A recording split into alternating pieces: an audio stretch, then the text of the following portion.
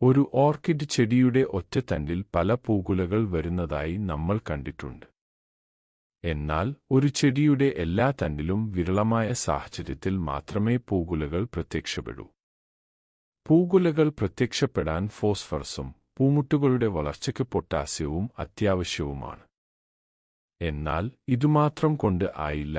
നല്ല വെളിച്ചത്തിന്റെ ലഭ്യതയും താപനിലയിൽ ഉള്ള വ്യത്യാസവും കണക്കിലെടുക്കേണ്ടതുണ്ട്. തീവ്രമായ നേരിട്ടുള്ള സൂര്യവെളിച്ചം കൊള്ളുന്നത് ഒഴിവാക്കണം. എന്നാൽ 50 തൊട്ട് 75% വരെ ഫിൽറ്ററഡ് സൺലൈറ്റ് ആവശ്യമാണ്. വെളിച്ചം കുറവാണെങ്കിൽ ഇലകൾ കടും പച്ച നിറത്തിൽ ആയിരിക്കും. ഇലകൾ ഇളംപച്ച നിറത്തിൽ ഇരിക്കേണ്ടതുണ്ട്. പൂർണ്ണ വളർച്ച എത്തിയ ചെടികളിൽ ഫോസ്ഫറസ്, പൊട്ടാസ്യം കുറവുണ്ടെങ്കിലും ബ്ലൂമിംഗ് തടസ്സപ്പെടും. NPK 13-40-13 എന്ന റേഷ്യോയിൽ ഉള്ള വളം 3 ഗ്രാം 1 ലിറ്റർ വെള്ളത്തിൽ സ്പ്രേ ചെയ്തു കൊടുക്കാം. ഇത് 2 ആഴ്ചയിൽ ഒരിക്കൽ ചെയ്യാവുന്നതാണ്. നേച്ചുറൽ രീതിയിൽ ആണെങ്കിൽ പഴത്തിന്റെ തൊലി 2 ദിവസം വെള്ളത്തിൽ ഇട്ടുവച്ച് അതിന്റെ തെളി സ്പ്രേ ചെയ്തു കൊടുക്കാം.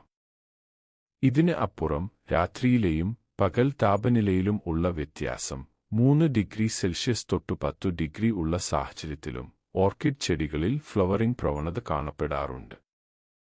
ഒരു ചെടിയിൽ പല പുതിയ ഷൂട്ടുകൾ ഒരുമിച്ച് വളരുമ്പോഴും മേൽപ്പറഞ്ഞ സാഹചര്യങ്ങൾ കൃത്യമായി അനുഭവപ്പെടുമ്പോൾ ആണ് ഇത്തരത്തിൽ ചെടിയിലെ എല്ലാ തണ്ടിലും പൂക്കുലകൾ പ്രത്യക്ഷപ്പെടുക. വീഡിയോ ഇഷ്ടപ്പെട്ടെങ്കിൽ ലൈക്ക് ചെയ്ത് ചാനൽ സബ്സ്ക്രൈബ് ബട്ടൺ അമർത്തുക.